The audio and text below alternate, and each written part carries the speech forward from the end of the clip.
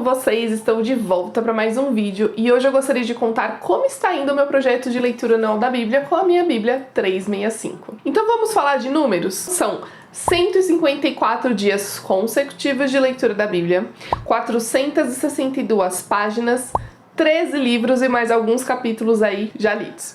Então hoje, dia 3 de junho, eu li o capítulo 20 e 21 de 2 Samuel. Eu li o primeiro capítulo do livro de Atos. Estou no capítulo 121 de Salmos e no capítulo 16 de Provérbios. Então já foram, como eu disse, 154 dias consecutivos de leitura da Bíblia. E como tem sido essa experiência? Era isso que eu queria contar pra vocês depois de todo esse tempo lendo a Bíblia praticamente todos os dias. Sim, teve dias que eu falhei. E eu queria contar pra vocês como tem sido essa experiência. Em primeiro lugar, como eu disse pra vocês, a gente falha às vezes. Às vezes o dia é corrido, às vezes o dia é complicado e a gente não consegue se manter na meta que a gente se propôs. Mas a leitura anual da Bíblia, pra mim, não tem negociação, né? Eu não vou desistir porque eu falei 1 ou 2 dias. Pelo contrário, é aí que eu vou buscar um tempo maior no meu dia pra conseguir encaixar a leitura que tá atrasada. Então, sim, houve dias em que eu tive problemas, em que eu não consegui ler naquele dia e que eu acumulei 2, 3 dias seguidos pra conseguir colocar a leitura em dia. Mas eu coloquei, e isso é o que importa. Por que eu quis manter dessa forma, né? Mesmo falhando o dia, eu recompensava no dia seguinte. Porque, embora os textos estejam divididos por dia, embora nós temos aqui um pouco do Novo Testamento, do Antigo Testamento, Salmos e Provérbios para você ler naquele dia específico, a Bíblia ela tá seguindo uma ordem cronológica. Então ela começa em Gênesis e ela acaba em Apocalipse. Sim. Só o livro de Salmos e de Provérbios que tem um pouquinho por dia, mas também tá seguindo uma ordem. Então se a gente começa num livro, se hoje, no dia 3, por exemplo, que eu comecei o primeiro capítulo de Atos, eu vou terminar todo o livro de Atos para começar o livro seguinte. Então existe uma ordem cronológica, o texto ele está colocado em ordem cronológica. Então se eu perco o dia de hoje e vou ler amanhã diretamente o dia que é amanhã e não li hoje, então eu perdi um pouco da história nesse sentido cronológico. Ficou faltando um capítulo, às vezes 2 capítulos, para entender em que texto tá. Então eu prefiro ficar um pouquinho mais atrasada, se eu me atrasar, né, por algum motivo. Prefiro ficar um pouquinho mais atrasada, voltar nos dias que eu perdi e assim conseguir manter a cronologia. Então pra mim fez sentido dessa forma. Não foi algo que aconteceu frequentemente, porque como eu falei pra vocês, eu me propus a Bíblia, a leitura da Bíblia não tem negociação pra mim. Eu prefiro deixar outros livros atrasados do que deixar a leitura da Bíblia atrasada. Então sim, tivemos dias em que eu tive que deixar a leitura pra um outro dia, mas eu recuperei esse dia e não foi frequente, não aconteceu tantas vezes assim, como eu disse, tem sido uma prioridade na minha vida. Então, durante os meses que a gente estava no verão, foi muito mais fácil eu conseguir levantar meia hora mais cedo para conseguir ler antes do meu dia começar. Confesso que agora que o inverno está chegando, que o dia está amanhecendo mais tarde, está sendo muito mais difícil levantar meia hora antes. Mas é o que eu tenho feito? Tenho tentado ler um pouco aqui ainda durante o café da manhã e leio o resto antes de começar o meu expediente. Então, sim, a Bíblia ainda está como prioridade no meu dia a dia e é possível, como eu falei pra vocês, gente, a leitura dessa forma, ela é muito mais tranquila, ela é muito mais fácil, mais simples pra você continuar a leitura. Bom, falando agora do texto, primeiro, eu falei pra vocês no segundo vídeo que eu falo um pouco da experiência, que foram 31 dias lendo a Bíblia consecutiva, eu falei que eu ia falar um pouco da tradução e não falei. Então estou aqui agora para comentar pra vocês sobre a tradução da NVT, que é a nova versão transformadora.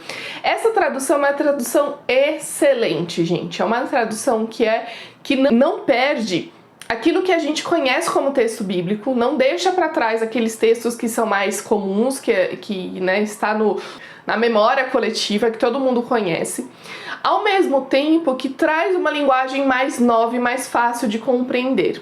Então a gente tem aqui uma tradução muito tranquila, não é um texto que você lê e fala: eu não entendi o que esse texto está falando. Não, muito pelo contrário. A leitura desse texto é uma leitura super fluida. Até o texto mais antigo, que está no Antigo Testamento, é super fácil de entender, não tem problema. Então, quanto à tradução da Mundo Cristão, essa nova versão transformadora, a NVT, é uma tradução maravilhosa. Então, eu falei que ia comentar com vocês, não comentei, tô comentando agora. Dos textos que eu já li, então como eu falei pra vocês, foram 13 livros, que foram Gênesis, Êxodo, Números, Levíticos e Deuteronômio, que é o Pentateuco, que são os 5 primeiros livros da Bíblia, a Torá para os judeus. Depois, peraí que eu tenho que ter uma colinha, porque eu não lembro de cabeça a ordem. Depois vem Josué, Juízes, Ruth, 1 Samuel, e eu estou agora exatamente no livro de 2 Samuel. Então, como tem sido a leitura dessa parte, né? Primeiramente do Antigo Testamento, né? Como eu disse para vocês, existe uma ordem cronológica das coisas, né? Então a gente tem aqui desde a criação até as histórias dos patriarcas, a gente tem a história do Êxodo, né? O povo de Israel saindo da escravidão do Egito e indo em conquista à sua própria terra que Deus havia prometido. A gente tem então a saída do povo do Egito, toda essa peregrinação que durou muitos anos, comandada por Moisés. Depois que Moisés morre, vem então Josué para substituir Moisés e levar e guiar essas pessoas para a terra prometida. Então tinha uma terra prometida que já era habitada, então com a ajuda de Deus, o povo consegue conquistar essas terras e começa ali se estabelecer dentro desse território que Deus havia prometido. E a partir daqui começam então a necessidade do povo de ter líderes. Então a gente tem o livro de Juízes como tendo os juízes, que foram os principais juízes que ajudaram esse povo a se manter. E aí a gente tem logo em 1 Samuel o primeiro rei de Israel, que foi Saul. O povo já não queria só juízes para julgar as causas, queria alguém que comandasse de verdade. Então Deus atende o pedido e traz Saul. Infelizmente, Saul se desvia do caminho, começa a consultar outros deuses, consultar pessoas que não tinham nada a ver, começa a fazer coisas que não estavam no decreto e no mandamento que Deus havia deixado para o povo dele. E aí Deus levanta Davi como sendo o rei. Então estou nesse momento. E aí o que acontece com Davi? Gente, todo mundo conhece a história de Davi. É uma das histórias que eu mais amo na Bíblia, no Antigo Testamento, porque é uma história que é muito expressiva, né? A gente tem todas as histórias dos patriarcas, a história de José é uma história muito bonita de superação, uma história que Deus usou muito José. E todas as coisas ruins que aconteceram com José foi com um propósito muito bonito. Então eu amo a história de José, mas a história de Davi ela tem um gostinho maior pra mim, porque é uma história bem comprida. A gente tá aqui, ó, eu tô já no livro de 2 Samuel e ainda estamos na história de Davi, uma história muito interessante, porque Davi era um homem segundo o coração de Deus. É assim que tá nas escrituras. E mesmo assim ele pecou. E eu acho interessante essa história porque mostra que as pessoas que estão em destaque na Bíblia não foram pessoas santas, com exceção de Jesus. Não foram pessoas que não tiveram erros, que não pecaram. Muito pelo contrário, elas pecaram e tiveram consequências desses pecados nas próprias vidas, nas vidas dos familiares, da família, das gerações que vieram a seguir. Tiveram consequências das escolhas deles. Mas mesmo assim, ele ainda foi uma pessoa que Deus se agradou do coração e das atitudes dele. Então a história de Davi é uma das histórias mais bonitas, na minha opinião, do Antigo Testamento. Então eu estou nesse momento, nesse contexto, depois que Davi errou, Davi pecou feio, e consequência disso foi que um dos próprios filhos dele se voltou contra ele. Eu estou nesse momento aqui na leitura. Absalão começa a querer reinar no lugar dele, começa a conquistar o povo ali de Israel e acaba havendo uma guerra grande entre eles dois, e enfim. Então é nesse contexto que eu estou no Antigo Testamento. No Novo Testamento eu já li os 4 evangelhos, então já li Mateus, Marcos, Lucas, João. Gente, dos quatro evangelhos, eu preciso dizer que os 4 têm a sua importância. Eles são muito bonitos, cada um deles traz algum tipo de detalhe diferente em relação aos passos de Jesus enquanto ele esteve aqui. Uns traz mais detalhes do início, de como foi a gravidez de Maria, por exemplo, outros já não tanto. Mas eu preciso dizer que eu tenho uma queda pelo Evangelho de João, porque é um evangelho muito bonito. Enfim, a única coisa que eu quero falar pra vocês sobre o Evangelho de João é o final do capítulo de João, que é um dos finais mais bonitos aqui dos evangelhos que eu já li, que eu queria compartilhar com vocês. Eu até coloquei no meu story ontem, quando eu terminei a leitura, porque é sobre isso, sabe? Assim, a gente tem 4 evangelhos falando sobre Jesus, sobre a história dele aqui, né? Um deles era João, que foi um dos discípulos, e Mateus também, né? Mateus também foi discípulo de Jesus. E ver o cuidado com que eles falam sobre todos os acontecimentos de Jesus é muito bonito. Então você consegue entender mais, saber o que Jesus falou, saber o que ele estava querendo dizer com certas palavras. Então ler, como eu disse para vocês, ler nessa ordem cronológica faz todo o sentido para você entender muitas coisas. E são textos que eu já tinha lido anteriormente, que eu já tinha lido em separado, mas retomar esses textos com cuidado tem sido, assim, de grande valia, sabe? Pra minha vida espiritual e pro meu contexto cristão. E o final do capítulo 21 do livro de João, do Evangelho de João, ele fala exatamente isso aqui no versículo 25. Jesus também fez muitas outras coisas. Se todas fossem registradas, suponho que nem o mundo inteiro poderia conter todos os livros que seriam escritos. Olha que lindo isso, né? Então, a gente tem aqui, através dos evangelhos, um vislumbre de quem Jesus foi, do que Jesus fez na Terra. E, infelizmente, os discípulos e as pessoas que o seguiram de alguma forma não conseguiram registrar tudo que Jesus fez. Mas vocês podem imaginar a obra maravilhosa que foi a obra de Jesus aqui na Terra, né? Então, é muito maravilhoso isso. E aí, na parte de Atos, como eu tô no primeiro capítulo de Atos, aí você já vê um momento onde Jesus já morreu, já ressuscitou e voltou pra dar ali uma ajuda para os discípulos, explicar para eles, olha, agora eu vou enviar vocês, através do meu Espírito que eu vou enviar para vocês, vou enviar o Espírito Santo para dar sabedoria e discernimento para que vocês agora façam tudo aquilo que eu ensinei para vocês enquanto eu estive aqui. Então eu tô exatamente nesse capítulo, e esse é um dos livros mais interessantes também. Eu já tinha lido o livro de Atos, mas agora lendo com calma, lendo depois de todo esse contexto, de todo o evangelho, de ter revisitado tudo que Jesus fez em 4 visões diferentes, em 4 óticas diferentes. Agora a gente vai ver qual vai ser esse trabalho dos discípulos em relação a obra de Deus, né, em relação àquilo que Jesus esperava que eles fizessem. Então é nesse ponto que eu estou. Do livro de Salmos, é um livro assim que existem versículos de Salmos que são versículos lindos, sabe? Que exaltam a beleza, a magnitude de Deus, que são versículos de louvores de todo o coração. E existem versículos que são muitos versículos de lamentações, principalmente dos Salmos de Davi, de outros salmos também, mas os Salmos de Davi trazem muito essa questão de lamento, de choro, de sofrimento, porque Davi foi uma pessoa que sofreu muito. Acho que por isso que ele escrevia tão bem, né? Ele sofreu muito com as perseguições que ele sofria sem nem ter culpa, né? Ele foi perseguido pelo rei Saul por muito tempo, sem ele ter feito nada para Saul, porque Saul sabia que Davi seria o rei logo depois dele, então ele tentou por diversas vezes matar o Davi.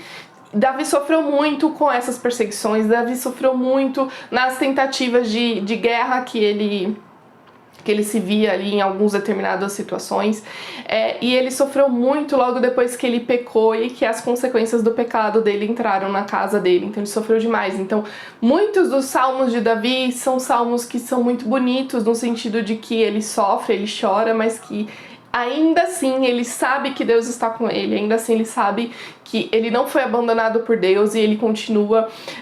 Eu falo até engraçado que a estrutura de grande maioria dos salmos de Davi começa com Davi esbravejando, gritando, cadê o Senhor que diz que me salvaria? E os meus inimigos me perseguem, e no final é ele louvando e agradecendo a Deus pela bondade do Senhor, e porque ele sabia que mesmo mediante toda essa situação ele não tinha sido abandonado por Deus, e por isso ele o amava e coisas do tipo. Então são capítulos muito profundos nesse sentido, sabe? No sentido de quando você tá numa situação de lamento, de dor, de sofrimento, e no final você sabe que não está sozinho. Então o livro de Salmos ele tem esse sentido. E o livro de Provérbios, como o próprio nome já diz, traz aqui alguns provérbios de sabedoria, de ensino, de disciplina, de conduta que uma pessoa deve ter, que uma pessoa deve agir, né? Então são versículos muito bonitos, com ensinamentos de conduta muito interessantes, muito importantes para a vida de qualquer pessoa que deseja ter mais sabedoria, que deseja ser uma pessoa mais justa, mais do bem, uma pessoa disciplinada, que a gente tem todos esses ensinamentos no livro de Provérbios. É isso que eu tenho pra falar pra vocês, gente. Essa leitura tem sido uma leitura muito importante na minha vida, tem me aproximado mais de Deus, tem me ensinado mais a palavra dele, tem me dado certos contextos interessantes que estão fazendo toda a diferença na minha vida. Tudo aquilo que eu só ouvia falar nas pregações, lia em versículos em separado, agora eu tô entendendo todo esse contexto. Isso é muito importante pra minha vida espiritual, pra minha vida como cristã. E aí fica a dica pra vocês, se vocês tiverem essa vontade de ler a Bíblia toda, esse é um ótimo começo. Esse daqui é um primeiro passo, porque ele traz o texto na sequência por dia e aí você não se perde. Sobre as leituras que eu tinha falado pra vocês, que estou fazendo também junto com a leitura da Bíblia, eu tinha trazido aqui pra vocês George MacDonald, separado, uma antologia, separados pelo C.S. Lewis. E tinha trazido também O Assunto do Céu, do C.S. Lewis. Gente, olha, esse daqui tem frases super curtinhas, então são frases que são mais pontuais, digamos assim, não tem aqui tanto contexto, né? Todos escritos por George MacDonald e separados nesses trechinhos aqui por C.S. Lewis. E aí, esse Assunto do Céu, gente, são vários escritos, como eu já falei pra vocês em outros livros, foram o consultor literário Walter Hooper tirou alguns textos do Lewis e colocou aqui em doses diárias para leitura. Então, normalmente ela é menor do que um capítulo inteiro dos escritos do Lewis, e aqui traz vários ensinamentos de várias situações extraídos dos livros de Lewis. Então, por exemplo, aqui ó, no dia 31 de maio foi esse textinho aqui, 2 tipos de pessoas no fim, do livro dele, do livro do C.S. Lewis, que se chama O Grande Divórcio, capítulo 9. Então aqui a gente tem todas as fontes de todos os lugares que esse consultor literário tirou os textos do Lewis. O interessante disso daqui é que são doses diárias do Lewis, para você que ama o C.S. Lewis. Aqui tem doses diárias de textos dele que vai te trazer muita reflexão. Muitos desses textos eu li em outros livros dele, e aí eu peguei um contexto maior porque estava na leitura do livro em si, mas muitos desses escritos aqui ainda me dá mais vontade de ler Lewis, porque enfim, Lewis tinha uma mente muito brilhante. Bom, eu tinha colocado também nesse meu devocional A Imitação de Cristo, do Tomás de Kempis, e esse está bem atrasado, gente, confesso pra vocês. É uma literatura muito gostosinha e rápida de ler, são capítulos mais curtos, mas como eu tenho focado muito na Bíblia, e eu sou muito suspeita pra falar de Lewis, então eu acabo dando mais preferência quando eu tenho menos tempo, eu deixo isso aqui um pouquinho mais de lado. Então, em tese, pela quantidade de capítulos e pelo tamanho dele, já era pra eu ter terminado esse livro agora no meio do ano. Eu ainda estou na metade dele, mas eu ainda estou lendo em doses menores, porque é um texto muito bom, que são grandes tapas na cara, sim. É uma literatura que é muito importante, mas como eu estou dando preferência para esses outros, esse acaba ficando de lado. Mas eu tenho ainda metade do ano para conseguir terminar, e eu vou conseguir terminar até lá, porque faz parte do meu devocional. E falei um pouquinho de como está indo o meu devocional, os meus dias com a Bíblia, com Lewis, com Tomás de Kempis, enfim. E tem sido dias muito bons, tem sido uma leitura muito boa, tem me ajudado muito no meu devocional, tem me ajudado principalmente na minha vida espiritual. E eu queria compartilhar um pouquinho de como tem sido esses dias com vocês. E espero que vocês tenham gostado desse vídeo. Deixa aqui pra mim nos comentários o que você achou desse vídeo, se você gostou desse formato, se você quer que eu volte aqui pra falar um pouco mais sobre a leituras em si, em separados. Deixa aqui pra mim nos comentários, fala comigo, eu quero saber qual a sua opinião. E no mais, muito obrigada pela companhia de vocês até aqui. E a gente se vê onde? Isso mesmo, no próximo vídeo. Tchau, tchau!